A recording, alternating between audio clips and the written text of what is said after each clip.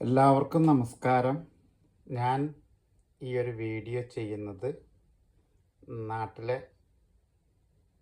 കേരളത്തിലെ രാഷ്ട്രീയ സാഹചര്യങ്ങളിൽ കേരളത്തിലെ ഇന്ത്യയിലെ കോൺഗ്രസ് പ്രവർത്തകരെ മാത്രം ഉദ്ദേശിച്ചാണ്.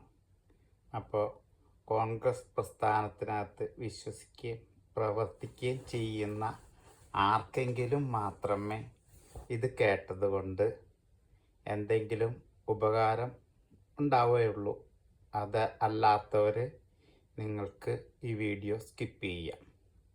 ഇനി അതല്ല, നിങ്ങൾക്ക് ഇൻറ്റേർണലായിട്ടുള്ള കാര്യങ്ങൾ രാഷ്ട്രീയത്തിൽ അറിയണമെന്ന് ആഗ്രഹിക്കുന്നുണ്ടെങ്കിൽ ഏത് രാഷ്ട്രീയ പ്രസ്ഥാനത്തിൽ വിശ്വസിക്കുന്നവനായാലും കേൾക്കുന്നത് കൊണ്ട് എനിക്ക് വിരോധമില്ല.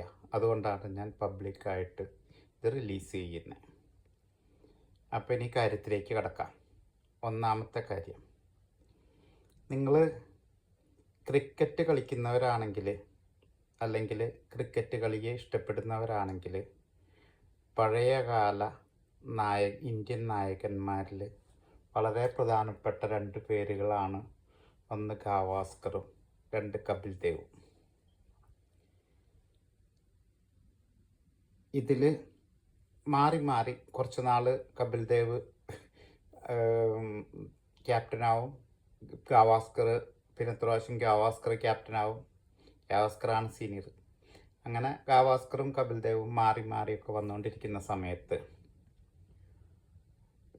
ഗാവാസ്കറെ മാറ്റി കപിൽ ദേവിന് ക്യാപ്റ്റൻസി കൊടുത്തിട്ട് ഗാവാസ്കർ ഇറങ്ങിക്കളിക്കുമ്പോൾ ആദ്യത്തെ ബോളിൽ ഔട്ടാവാണ്. അപ്പോൾ അതിന് മുമ്പ് തന്നെ ഗാവാസ്കറിൻ്റെ ക്യാപ്റ്റൻസിയിൽ കപിൽ ദേവ് കളിച്ചപ്പോൾ ഇതുപോലെ ഫസ്റ്റ് ബോളിനകത്ത് ബൗൾഡായി ഔട്ടായി പോകുന്നുണ്ട്. അത് കഴിഞ്ഞിട്ടാണ് കപിൽ ദേവ് ക്യാപ്റ്റൻസിയിൽ ഗാവാസ്കർ ഈ സംഭവം ഉണ്ടാവുന്നത്. അപ്പോൾ ഈ കളിക്ക് ശേഷം കപിൽ ദേവിനെ വിളിച്ച് പത്രക്കാർ വളഞ്ഞു നിർത്തി ചോദിക്കുന്നുണ്ട്, ഈ ഗാവാസ്കർ ചെയ്ത പ്രവൃത്തി നിങ്ങൾ അന്ന് ഔട്ടായി പോയതിനുള്ള പ്രതികാരമല്ലേ എന്ന്. അതിന് തിരിച്ച് ഗാവാസ്കർ പറയുന്ന ഒരു മറുപടി ഉണ്ട്. ഗാവാസ്കർ അല്ല, കപിൽ ദേവ് പറയുന്ന ഒരു മറുപടി ഉണ്ട്. ഒരിക്കലും ഒരു ബാറ്റ്സ്മാൻ തൻ്റെ വിക്കറ്റ് കൊണ്ട് കളിക്കില്ല എന്ന് പറഞ്ഞാൽ ആർക്കൊക്കെ എന്തൊക്കെ എതിരോ ദേഷ്യമോ അല്ലെങ്കിൽ ഉള്ളിൽ പകയോ ഉണ്ടെങ്കിൽ പോലും തൻ്റെ സ്വന്തം വിക്കറ്റ് കൊണ്ട് ഒരു ബാറ്റ്സ്മാൻ കളിക്കില്ല. അതുകൊണ്ട് തന്നെ ഗാവാസ്കർ ഔട്ടായത് ഒരിക്കലും ഗാവാസ്കറിൻ്റെ മനഃപൂർവമായിട്ടുള്ള പ്രവൃത്തിയല്ല, അയാൾക്ക് ഭാഗ്യക്കേടിന് പറ്റിയതാണ് എന്ന് വളരെ വ്യക്തമായിട്ട് കപിൽ ദേവ് പറയുക. അതിന് പിന്നിൽ അന്ന് ഇതിനു മുമ്പ് ഗാവാസ്കറിൻ്റെ കീഴിൽ കളിക്കുമ്പോൾ ഞാൻ ഔട്ടായതും അങ്ങനെ അല്ലായിരുന്നു എന്ന ധ്വനിയല്ല, വ്യക്തത വരുത്തുക കൂടി ചെയ്യുകയാണ്. എന്തിനു വേണ്ടിയിട്ടാണ് ഈ ഒരു കാര്യം ഈ കോൺഗ്രസിൻ്റെ ഇതും പറഞ്ഞുകൊണ്ട് ചെയ്യുന്ന എന്ന് നിങ്ങൾക്ക് തോന്നിയേക്കാം. ആദ്യമായിട്ട് കോൺഗ്രസ് പ്രവർത്തകന്മാരോട്, പ്രത്യേകിച്ച് ലീഡേഴ്സിനോട് ഇതാ പറയാനുള്ളത്, ഒരിക്കലും നിങ്ങൾ നിങ്ങളുടെ വിക്കറ്റ് കളഞ്ഞുകൊണ്ട് കളിക്കരുത്. ഇടതുപക്ഷ സർക്കാരിൻ്റെ ഒരുപാട് തെറ്റായിട്ടുള്ള പ്രവൃത്തികൾ, അതുപോലെ തന്നെ കേന്ദ്രത്തിൽ ഭരിക്കുന്നവരുടെ മതവിദ്വേഷ പ്രവർത്തനങ്ങളും സാമ്പത്തികമായിട്ട് അംബാനി അദാനിമാരെ മാത്രം ഇത് ചെയ്യിക്കുന്ന ആ ശൈലി, ഇതിനൊക്കെ എതിരായിട്ട് പ്രവർത്തിക്കേണ്ടത് കോൺഗ്രസ്സാണ്. അടുത്ത തവണ ജനങ്ങളെ സംബന്ധിച്ചിടത്തോളം ഇന്നത്തെ ഭരണത്തിന് ഒരു മാറ്റം ആവശ്യമാണ് എന്ന് ചിന്തിക്കുകയല്ല, എന്ത് ചെയ്യാൻ കഴിയുമെന്ന് അവർ ആലോചിക്കുന്നുണ്ട്. പക്ഷേ കോൺഗ്രസ്സിന് അതിനൊരു പകരക്കാരായിട്ട് കാണാൻ വളരെ ബുദ്ധിമുട്ടില്ല, വളരെ അകലത്തില കോൺഗ്രസ് ഇന്നും എന്ന യാഥാർത്ഥ്യം കോൺഗ്രസ്സിലെ നേതാക്കൾ തിരിച്ചറിയാം. അതിൻ്റെ കാര്യകാരണങ്ങൾ ഞാൻ പിന്നാലെ പറയാം. പകരം നിൽക്കാനായിട്ട് ഒരു BJP ഇല്ല. അതിന് ഇപ്പോഴും കേരളത്തിലൊന്നും വളരാനായിട്ടുള്ള ശക്തി വന്നിട്ടില്ല. അല്ലെങ്കിൽ കേരളത്തിലെ സമൂഹം, ഭൂരിഭാഗം വരുന്ന ഹിന്ദു സമൂഹം അത്രത്തോളം വർഗീയപരമായിട്ട് തരം താണിട്ടില്ല എന്ന് തന്നെ പറയാം. അവരുടെ ആ ഔന്നത്യത്തിലാണ് ഒരു പരിധിവരെ BJP കേരളത്തിൽ വളരാതെ നിൽക്കണേ. ഒപ്പം BJPയുടെ കേരള നേതൃത്വത്തിൻ്റെ ഗുണോധികാരെന്നും കൂടി പറയാം. കേരളത്തിലെ BJP നേതൃത്വം കേന്ദ്രത്തിലെ BJP നേതൃത്വമായിട്ട് പോലും കേരളത്തിൽ ഇന്ന് ഭരിക്കുന്ന ഇടതുപക്ഷ സർക്കാരിൻ്റെ സ്വാധീനങ്ങൾ ഓരോ സാഹചര്യത്തിലും നമുക്ക് കണ്ടറിയാവുന്നതാണ്. അപ്പോൾ ഇതിനൊക്കെ ബദലായിട്ട് നിൽക്കാൻ ഇന്നത്തെ നിലയിൽ കോൺഗ്രസ് മാത്രമേ ഉള്ളൂ. ഒരു 2020 ഒന്നും കേരളത്തിൽ പച്ച പിടിച്ചില്ല. ഇനി 2020 അല്ല, മറ്റേ ഡൽഹിയിലെ പാർട്ടി AAP 2020ക്കും അവരുടേതായിട്ടുള്ള സ്ഥാപിത താല്പര്യങ്ങളുണ്ടെന്ന് അയാൾ വളരെ വ്യക്തമായിട്ട് വിളിച്ചു പറഞ്ഞു. എൻ്റെ കയ്യിലൊക്കെ കുറേ ബോംബുകളുണ്ട് ഈ പിണറായി വിജയനെക്കുറിച്ച് എന്ന് പറഞ്ഞപ്പോൾ അയാളുടെ കാര്യസാധ്യത്തിന് വേണ്ടിയിട്ട് കുറേ നാൾ പിണറായി വിജയൻ്റെ പിന്നാലെ നിന്നതാണ്. പക്ഷെ അവരുടെ പാർട്ടിക്കാരും ബാക്കിയുള്ളവരൊക്കെ അതിനെതിരായ കാരണം കൊണ്ട് ഞാനിപ്പോൾ തിരിഞ്ഞു നിൽക്കണം എന്ന് മാത്രമേ ഉള്ളൂ. അവിടെയും ബെന്നി ബെഹന്നാൻ മുതൽ ഉള്ള നേതാക്കൾ ചെന്ന് ആക്രമിക്കാൻ ശ്രമിച്ചതിൻ്റെ ഭാഗങ്ങളൊക്കെ വേറെയുണ്ട്. അതൊന്നും ശരിയാണ് എന്ന് പറയാനോ അല്ലെങ്കിൽ അത് 100% തെറ്റാണ് എന്ന് തന്നെ വിശ്വസിക്കുന്ന ആൾ തന്നെയാണ് ഞാൻ. അല്ലാണ്ട് അതിനകത്തൊന്നും യാതൊരു ശരിയില്ല. അപ്പോൾ അത് പോട്ടെ, ഇനി കാര്യത്തിലേക്ക് ഒരിക്കൽ കൂടി കടക്കാം. ഒന്നാമത്തെ കാര്യം, കേരളത്തിൽ ഹിന്ദുക്കളും മുസ്ലിങ്ങളും ക്രിസ്ത്യാനികളും ഒക്കെ വാഴുന്ന രാജ്യമാണ്. പക്ഷേ ഹിന്ദുക്കളെ സംബന്ധിച്ചിടത്തോളം വളരെ ചുരുക്കമായിട്ട് മാത്രമേ അവരുടെ മതവും രാഷ്ട്രീയവുമായിട്ട് കൂട്ടിക്കുഴയ്ക്കുന്നുള്ളൂ. അത് തന്നെയാണ് ക്രിസ്ത്യാനികളുടെ സ്ഥിതി.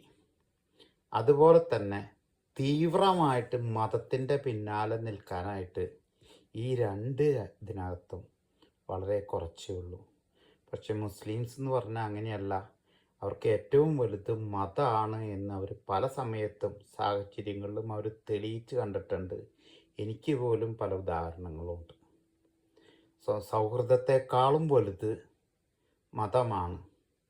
അതുപോലെ തന്നെ എന്തൊക്കെ പ്രവൃത്തികൾക്ക് അപ്പുറത്തായാലും മതത്തിന് വേണ്ടി നിലകൊള്ളണം എന്ന ഒരു കാഴ്ചപ്പാട് അവരിലുള്ളപ്പോൾ അവരുടെ പ്രവൃത്തികളൊക്കെ വഖഫ് ബോർഡിനോട് റിലേറ്റഡ് ആയിട്ടുമൊക്കെ നടക്കുന്ന കാര്യങ്ങൾ അവർ അതിനെ മാക്സിമം യൂട്ടിലൈസ് ചെയ്യുമ്പോൾ മതസംഘടനകളൊക്കെ അല്ലെങ്കിൽ രാഷ്ട്രീയ സംഘടനകൾ പോലും അതിനായിട്ട് ചെയ്യുമ്പോൾ കോൺഗ്രസ് അതിനെ പിന്താങ്ങിക്കൊണ്ട് അവർക്ക് വാലാട്ടികളായിട്ട് പോകുന്ന കാണുമ്പോൾ കോൺഗ്രസിനെ അനുകൂലിക്കുന്ന ഈ ഇതര മതവിഭാഗങ്ങൾ കോൺഗ്രസിൽ നിന്ന് അകന്നുകൊണ്ടിരിക്കുകയാണ് എന്ന തിരിച്ചറിവ് വ്യക്തമായിട്ടുണ്ടാവണം.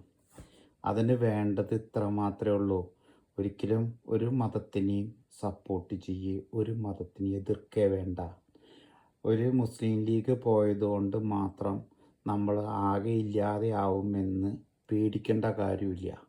ചെയ്യേണ്ട കാര്യങ്ങൾക്ക് ശരിയായ രീതിയിൽ നിന്ന് ചെയ്യാനുള്ള ചങ്കൂറ്റം ഉണ്ടാവണം, പറയാനുള്ള കഴിവുണ്ടാവണം.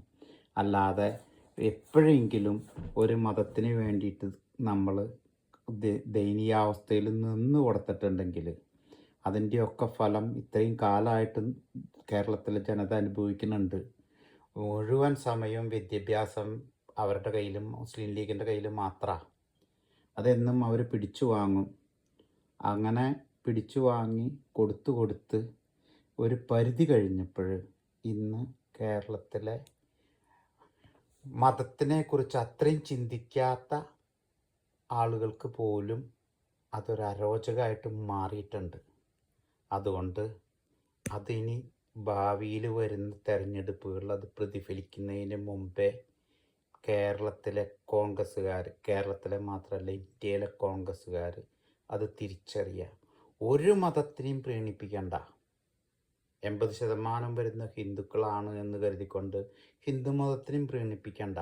അതല്ല കോൺഗ്രസിൻ്റെ നയം. കോൺഗ്രസിൻ്റെ നയം എന്ന് പറയുന്നത് മതേതരായിരിക്കണം, അത് ആത്മാർത്ഥതയിലായിരിക്കണം. ഒരിക്കലും ചുരുക്കം ചില വോട്ടുകൾക്ക് വേണ്ടിയിട്ട് ആയിത്തീരരുത്. ആ ഒരു തിരിച്ചറിവ് ആദ്യം ഉണ്ടാവണം. രണ്ടാമത്തത്, കേരളത്തിലെ അടുത്ത ഒരു തെരഞ്ഞെടുപ്പിൽ നിർബന്ധമായിട്ടും കോൺഗ്രസ് ജയിക്കും. അപ്പോൾ ആ തെരഞ്ഞെടുപ്പിനകത്ത് എനിക്കാവണം മുഖ്യമന്ത്രി എന്ന് കരുതിക്കൊണ്ട് മുഖ്യമന്ത്രി സ്ഥാനത്തിന് വേണ്ടി നെട്ടോട്ടോടുന്ന 2-3 പേര്. അതിൻ്റെ താഴെ എന്തായാലും അടുത്ത തവണ മന്ത്രിസ്ഥാനത്തിലേക്ക് എൻ്റെ പേര് പരിഗണിക്കും എന്ന് പറഞ്ഞുകൊണ്ട് നെട്ടോട്ടോടുന്ന കുറച്ച് പേര്. അതിൻ്റെ ഉദാഹരണമാണ് കഴിഞ്ഞ പാർലമെൻറ്റ് തെരഞ്ഞെടുപ്പിൻ്റെ തുടക്കത്തിലെ തന്നെ ചിലരൊന്നും ഞങ്ങൾ മത്സരിക്കണില്ല എന്ന് പറഞ്ഞത് എന്തായാലും കേന്ദ്രത്തിൽ ഒരു അധികാര സ്ഥാനത്തിലേക്ക് എത്തില്ല എന്നുള്ള തിരിച്ചറിവും, അഥവാ എത്തിയാൽ തന്നെ എനിക്ക് ഒരു MP വിട്ടിട്ട് അതിൻ്റെ മുകളിലേക്കുള്ള സ്ഥാനത്തിലേക്ക് ഞാൻ എത്തില്ല എന്നുള്ള തിരിച്ചറിവും ഉള്ളത് കൊണ്ട് കുറേ പേര് പറഞ്ഞു ഞാൻ എന്തായാലും മത്സരിക്കില്ല എന്ന് പറഞ്ഞു. അതിനകത്തുള്ള ലക്ഷ്യം ഒറ്റ ലക്ഷ്യമാണ്, അടുത്ത നിയമസഭാ തെരഞ്ഞെടുപ്പിന് ഇവിടെ നിന്ന് മത്സരിക്കുക, ഒരു മന്ത്രിസ്ഥാനത്തിന് വേണ്ടി പരിശ്രമിക്കുക എന്നുള്ളത്. അപ്പോൾ അങ്ങനെയുള്ള സ്ഥാപിത താല്പര്യങ്ങൾക്ക് വേണ്ടിയിട്ട് നിങ്ങൾ പരസ്പരം മല്ലടിക്കുമ്പോൾ ഈ നേരത്തെ പറഞ്ഞ ഉദാഹരണം ഒന്ന് ഓർക്കുക. ആ വിക്കറ്റ് പോയി കഴിഞ്ഞാൽ ആ വിക്കറ്റ് പോകുമ്പോൾ ഒരു ടീമിൻ്റെ ഒരു വിക്കറ്റാണ് നഷ്ടപ്പെടുന്നത്. അങ്ങനെ 9 പേര് കളിച്ചു കഴിയുമ്പോൾ ആ ടീം വട്ടപൂജ്യമായിട്ട് മാറുമെന്ന തിരിച്ചറിവുണ്ടാവണം. കോൺഗ്രസിനകത്തുള്ള 140 നിയോജക മണ്ഡലങ്ങളിലേക്കും തിരഞ്ഞെടുപ്പ് നടക്കുമ്പോൾ ഈ 140 സ്ഥലങ്ങളിലും ഇതുപോലെ വിമതരുണ്ടാവും, സംതൃപ്തരുണ്ടാവും. അപ്പം ഇവരെയൊക്കെ മുന്നോട്ട് കൊണ്ടുപോകാനായിട്ട് പാടുപെടുന്നു. അതുകൊണ്ട് ഒരു 2 വർഷം മുമ്പെങ്കിലേ നേരത്തെ തന്നെ പ്ലാൻ ചെയ്ത് ഒരു പൂർണ്ണമായിട്ടുള്ള സെറ്റപ്പോട് കൂടിയിട്ട് വ്യക്തമായ ധാരണയിൽ മുന്നോട്ട് പോവുക. KPCC പ്രസിഡൻറ്റിനെ സംബന്ധിച്ചിടത്തോളം എന്തായാലും കേരളത്തിലൊരു മുഖ്യമന്ത്രി ആവണം എന്നുള്ളൊരാഗ്രഹത്തിലല്ല അയാൾ ഇരിക്കണേ. അതുകൊണ്ട് തന്നെ അയാൾക്ക് പൂർണ്ണമായിട്ടുള്ള അധികാരം കൊടുക്കുക.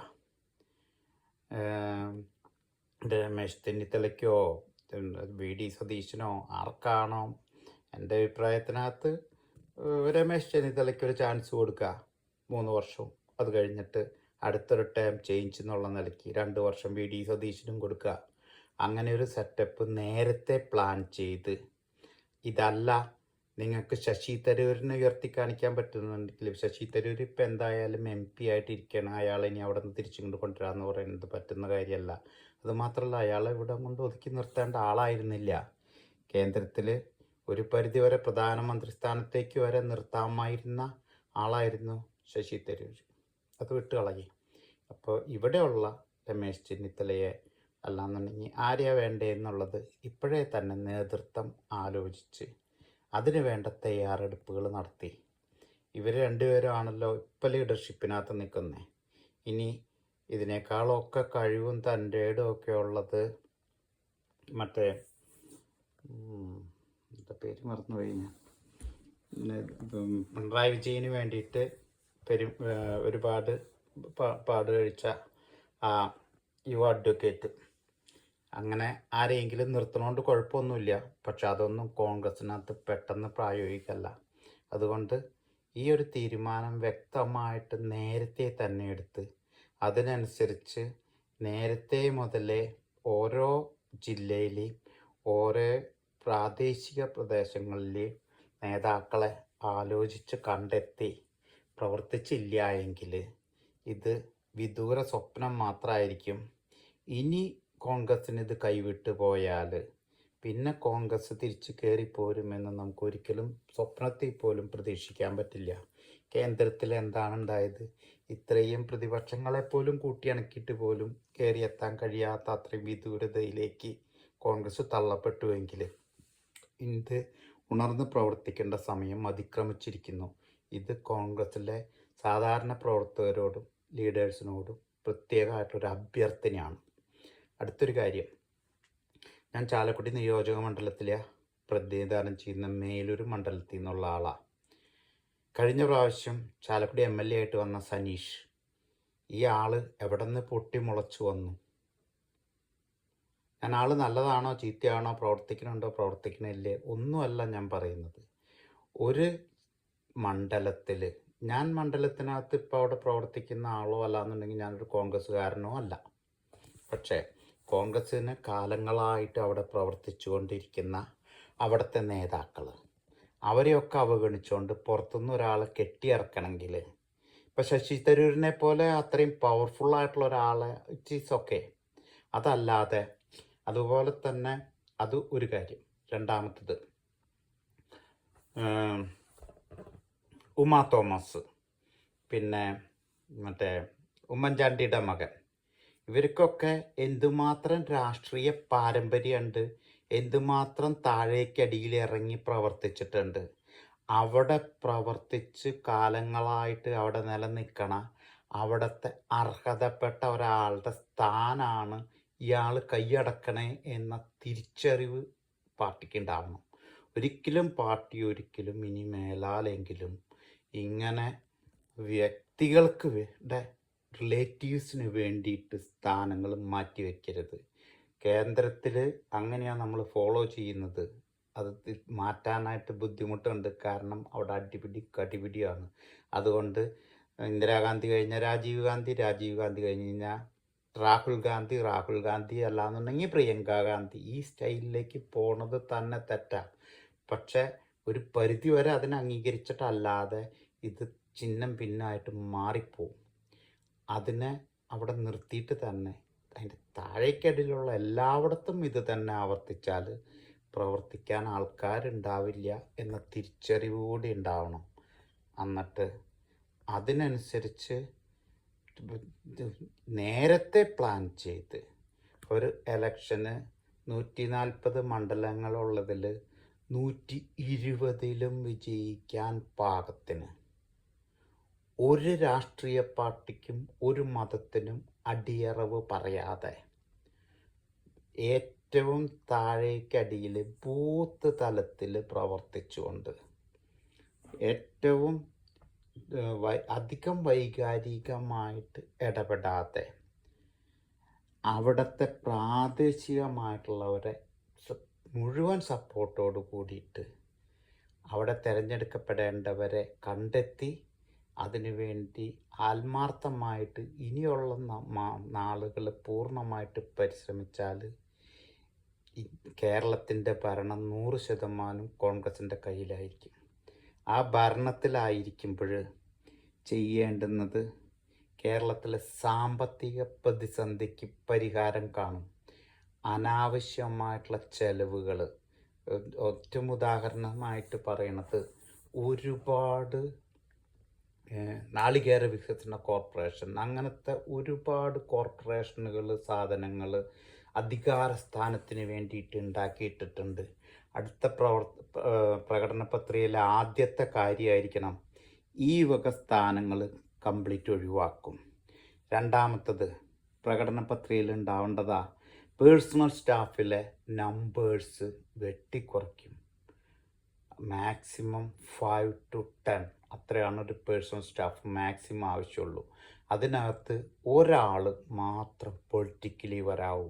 ബാക്കിയുള്ളതൊക്കെ സംസ്ഥാനത്തെ ഭരണ സ്ഥിരാകേന്ദ്രങ്ങളിൽ നിന്ന് ഡെപ്യൂട്ടേഷനിൽ വരുന്നവരായിരിക്കണം. അപ്പം അതിനു വേണ്ടി എക്സ്ട്രാ പൈസ ചിലവില്ലാതെ വരും.